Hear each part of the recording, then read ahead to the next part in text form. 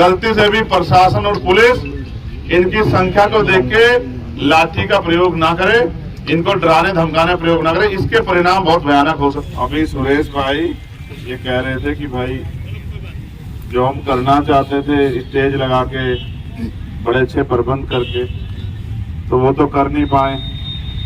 तो खेल के साथ मुझसे कह रहे थे कि भाई यहाँ हमने अरेंज किया है। तो मैं बस सुरेश भाई को ये बताऊंगा कि आंदोलन तो ऐसे ही होता है। अगर कोई सभा होती, राजनीतिक सभा, तो स्टेज अच्छी लगती। आप तो संघर्ष कर रहे हैं, और जब आप संघर्ष कर रहे हैं, अच्छा तो ये भी जुगाड़ी है तो जब हम संघर्ष कर रहे हैं, संघर्ष में इस तरह की समस्याएं आती। संघर्ष सरकार अपने खिलाफ क्यों होने देगी? प्रशासन सरकार के हिसाब से काम करेगा, वो क्यों आपको कुर्सी लगा के देगा, बढ़िया अच्छी जगह देगा कि आप कुछ करो? ये समस्या तो बनी रहेगी। तो मैं सबसे पहले धन्यवाद करूंगा यहाँ जो सब लोग आए हैं, जो इस आंदोलन को चला रहे हैं, जो चाहते हैं कि जो जिस योजना के खिलाफ, क्या नाम उसका, चिराग योजना, हाँ चिराग योजना खत्म हो जाए, उस योजना के खिलाफ जो एकजुट हुए हैं हमारे नौजवान साथी, हमारी माताएं बहनें, बच्चियां, सम्मानित बुजुर्ग, आप सबका धन्यवाद। इस मोर्चे का धन्यवाद, आपकी पूरी टीम संघर्ष की, उन सबका बहुत बहुत धन्यवाद। डॉक्टर कपूर सिंह जी, रोहितास मेहरा जी, सुरेश दरविड़ जी, मनोज बोध जी, राजा बाबा लदाना जी, चौधरी अमित कुमार जी, अमन जी, अमित बेलरखा जी, विक्रम भाई, मेरे साथ चल के राम प्रधान जी, धर्मवीर परवाल जी, जितेंद्र जी, और हमारी पार्टी के सीनियर नेता रविंद्र कुमार भाटी जी। मैं तो जब से मैंने इतिहास पढ़ना शुरू किया, मैं आरएसएस को समझता हूं। आरएसएस के तमाम नेता ये चाहते थे कि देश के किसान, कमेरे, नौजवान, हक वंचित समाज को कभी भी पढ़ने का और आगे बढ़ने का अधिकार ना मिले। जब पढ़ाई का अधिकार मिल रहा था, वोट का अधिकार मिल रहा था, वो तब भी विरोध कर रहे थे। ये तो भला हो जो महापुरुष हमारे यहाँ जन्मे हैं, इन वंचित तबकों में बाबा साहब अम्बेडकर, सर छोटू राम, ज्योतिबा फूले, सावित्रीबाई फूले, साहू जी महाराज, ईवी पेरियर, रामास्वामी नायकर, प्यारेलाल यादव, बाबू जगदेव प्रसाद कुशवाहा, जननायक कर्पूरी ठाकुर, मान्यवर काशीराम साहब जैसे लोगों का भला हो, महापुरुषों का, कि उन्होंने अपने जीवन की परवाह नहीं की, लोगों को जगाने का काम किया। हरियाणा भी एक जागा हुआ प्रदेश, और जागा हुआ प्रदेश है, तभी तो आप आंदोलन चला रहे हो। सरकार तो देखो, जहां तक मैं समझता हूं, किसान दूसरों का पेट भरता है, मजदूर भी दूसरों का पेट भरता है, उसका नंबर बाद में आता है। लेकिन जो थोड़े बहुत अधिकार उनको मिले हैं, उनको लूटने के लिए सरकार प्रयास कर रही है। अब जैसे चिराग योजना, मैं इसको चिराग योजना नहीं कहूंगा, ये जो शोषितों के घरों में जो चिराग जलने वाले हैं ना, पढ़ लिख के जो लोग बच्चे आगे बढ़ेंगे, नौकरी करेंगे, डॉक्टर, इंजीनियर, आईएएस, आईपीएस बनेंगे, उनको रोकने का एक रास्ता है। तो ये चिराग योजना नहीं, आपके घरों के चिराग बुझाने की योजना है।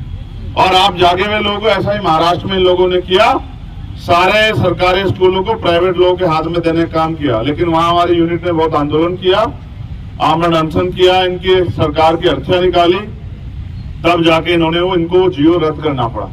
आप यहाँ काम कर रहे हैं, मुझे इस बात की बधाई है। देखो सुरेश भाई को मैं ये बात भी कहता हूँ, अगर आप आंदोलन करने जाओगे तो खीर तो मिलेगी नहीं। आप सरकार की योजनाओं के, गलत योजना के खिलाफ बोलोगे, अपनी आवाज उठाओगे, ये सरकार तो ऐसी निकम्मी सरकार है, जो भी इनके खिलाफ खड़ा होता है, चाहे वो सेंटर में या स्टेट में जहाँ आए हो, ये उसी आवाज को कुचलने का काम करते हैं, लाठियां चलाते हैं, झूठे मुकदमे करते हैं, डराने का, दबाने का, तमाम तरह के षड्यंत्र करते हैं। ये सब कुछ करते हैं कि लोग भय खा जाएं। जो नेता तैयार हुए हैं, किसी के खिलाफ सीबीआई लगाते हैं, ईडी लगाते हैं, इनकम टैक्स लगाते हैं, एनआईए लगाते हैं, मेरे जैसे लोग जो इनसे नहीं डरते उन पर गोलियां चलवाते हैं। आज हालात ये है कि कोई इनके सामने मुखरता से खड़ा होता है तो अगले दिन ये नहीं पता कि वो अगले दिन का सूरज देखेगा नहीं देखे। मैं तो आपकी हिम्मत की दाद देता हूं कि आप लड़ भी रहे हो, आपके खिलाफ झूठे मुकदमे लगाए, इन झूठे मुकदमों से डरो मत।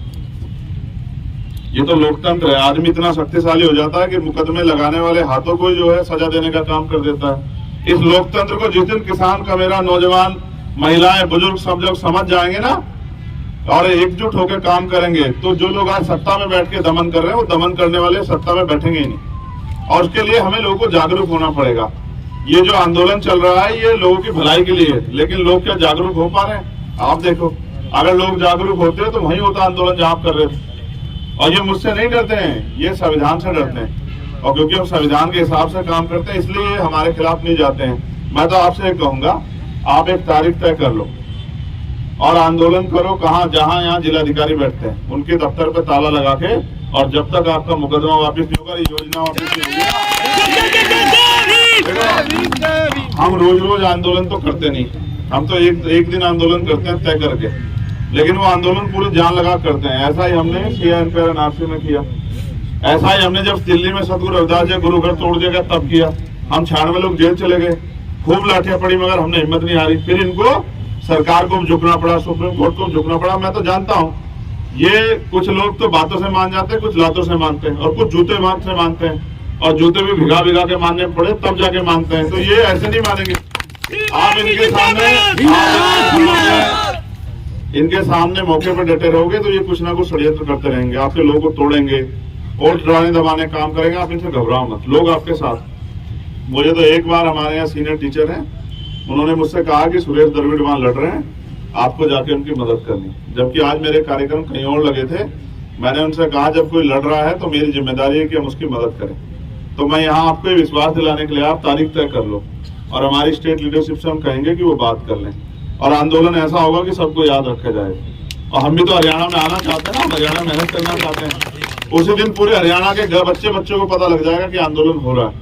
समझ रहे? आप तारीख तय कर लो, चाहे तो यहाँ की रख लो या मुख्यमंत्री आवास की गिरा रख लो। हम देखें कितनी इनकी कलम में साई है, कितने मुकदमे हम पे लिखना। मुकदमे हम खूब मुकदमे लेके घूम रहे हैं, हम मुकदमों थोड़ा डरते हैं।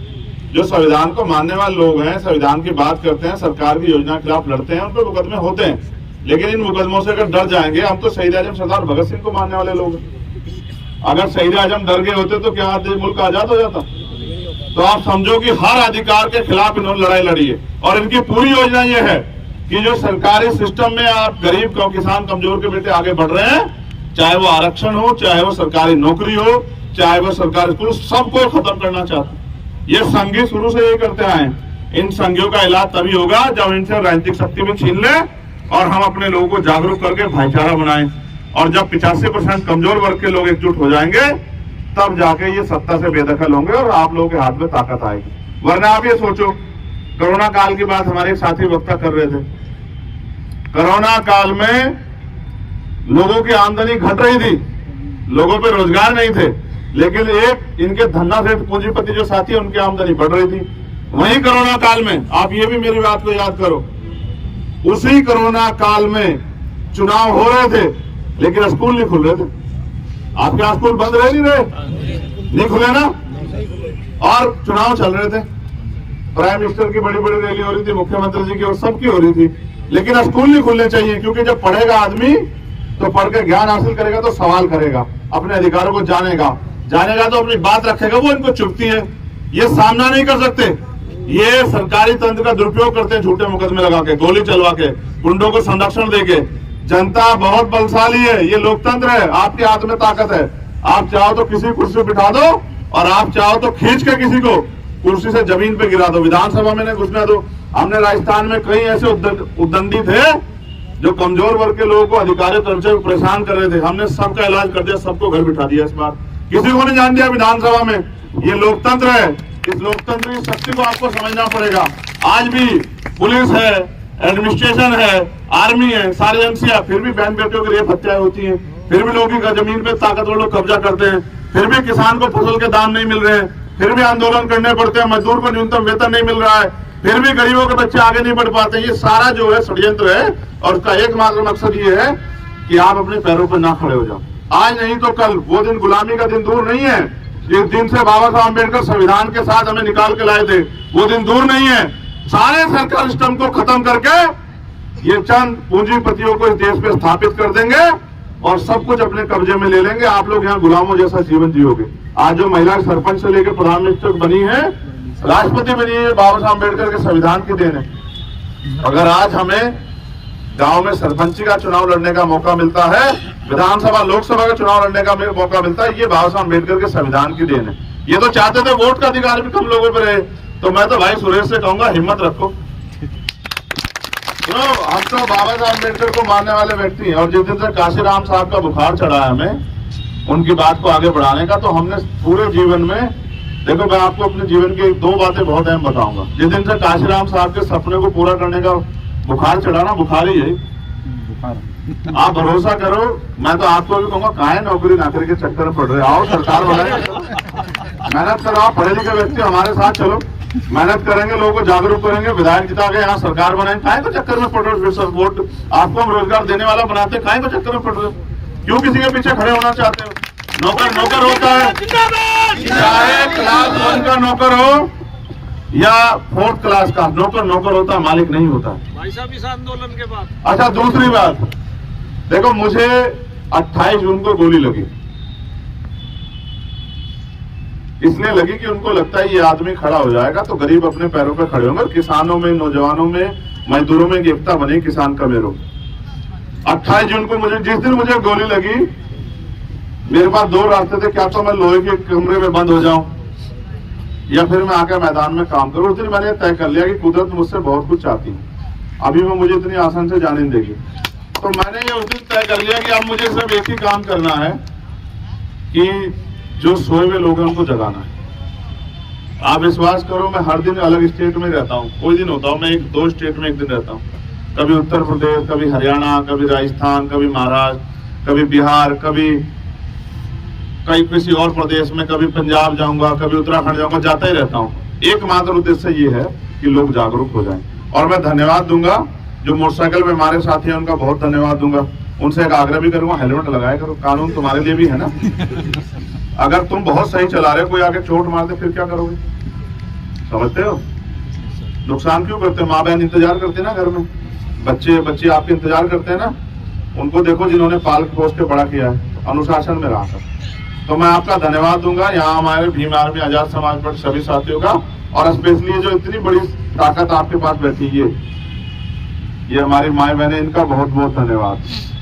देखो कोई एक भी, ये इधर पीछे तो बैठे, आगे वाले मंच पे एक भी नहीं, मैं तो कोशिश करता हूँ कि मंच की जो है ना वो ताकत हमारी बहने माए होती है, उनको बिठाना चाहिए। और ये तो देखो, ये इनसे कौन हार जीत जाएगा? आपसे कोई जीत सकता है क्या? कोई नहीं जीत सकता आपसे। और मैं पुलिस प्रशासन और एडमिनिस्ट्रेशन के लोगों से कहूंगा कि मुख्यमंत्री जी समझदार व्यक्ति है, उनको समझाओ। अभी तो किसान खिलाफ हुए थे, हेलीकॉप्टर उतरने नहीं दिया, ये किसान का मेरे एकजुट होकर खिलाफ हो गए ना, तो फिर ये सोचो भूल जाओगे चंडीगढ़ जाना, कहाँ चंडीगढ़ के चक्कर में पड़ते हो, भूल जाओगे चंडीगढ़ जाना। इसलिए मैं आपसे आग्रह करूंगा, आप सब लोग भी जागरूक रहो, आंदोलन में मदद करो, और हम बिल्कुल साथ हैं, हमारा पूरा समर्थन। आप तारीख तय कर लो, चाहे मुख्यमंत्री आवास घिराव की, चाहे मुख्यमंत्री ऑफिस घिराव की, चाहे आप जो है यहाँ जिलाधिकारी कार्यालय घिराव की, लेकिन घिराव ऐसा होना चाहिए कि ऐतिहासिक सबको याद रहे, परमानेंट होता है आंदोलन, जैसे आप चला रहे ना, बस मगर वो हो भाई, जिससे प्रशासन को पता लगे कि भाई कुछ हो रहा है। तो यहाँ है सभी साथियों का धन्यवाद। मुझे कार्यक्रम में आगे भी जाना है, लेकिन मैं फिर कह दूं, गलती से भी प्रशासन और पुलिस इनकी संख्या को देख के लाठी का प्रयोग ना करे, इनको डराने धमकाने प्रयोग ना करे, इसके परिणाम बहुत भयानक हो सकते हैं। ये यहाँ का प्रशासन और पुलिस याद रखें।